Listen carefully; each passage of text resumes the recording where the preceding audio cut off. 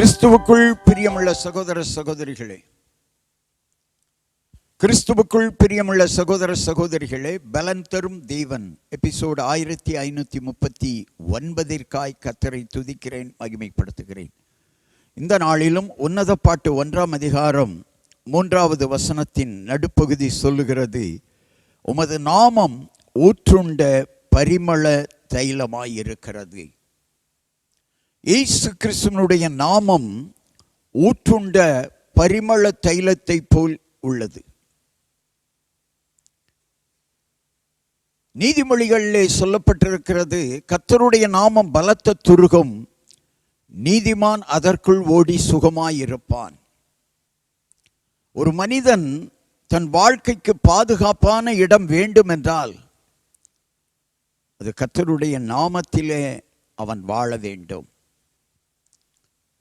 பலவீனங்கள் வருகிறதா, துயரங்கள் வருகிறதா, கர்த்தருடைய நாமத்தை பயன்படுத்தி பாருங்கள், விடுதலை உண்டாகும். கர்த்தருடைய நாமம் ஊற்றுண்ட பரிமள தைலம், அது பாவத்தில் இருந்து விடுதலையாக்கி ஒரு மனிதனை மகிழ்வுள்ள மனிதனாக மாற்றும்.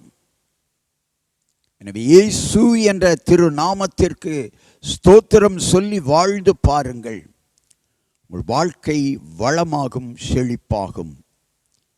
கர்த்தருடைய நாமத்தை உங்கள் வாழ்க்கையில் பயன்படுத்தி பாருங்கள், அற்புதங்களை பெறுவீர்கள். கண்களை மூடி ஜெபிக்கலாம்.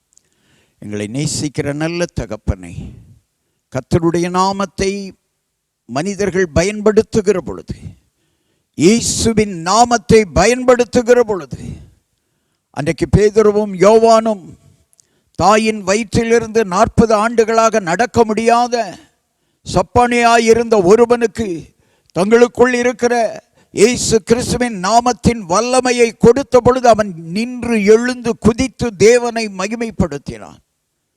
இன்றைக்கும் இந்த வார்த்தையை கேட்டுக்கொண்டிருக்கிற என் அன்பு சகோதரனே, சகோதரியே, உன் வாழ்க்கையில் வருகிற துன்பங்கள், துயரங்கள் நீங்க வேண்டுமானால் இயேசு கிறிஸ்துவின் நாமத்தை பயன்படுத்துங்கள்.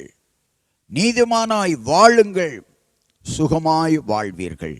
இயேசு கிறிஸ்துவின் நாமம் எல்லா தீங்குக்கும் உங்களை விலக்கி காத்துக்கொள்ளும். இந்த நாமத்தை உங்கள் வாழ்க்கையில் பயன்படுத்துங்கள், பலன் பெறுவீர்கள்.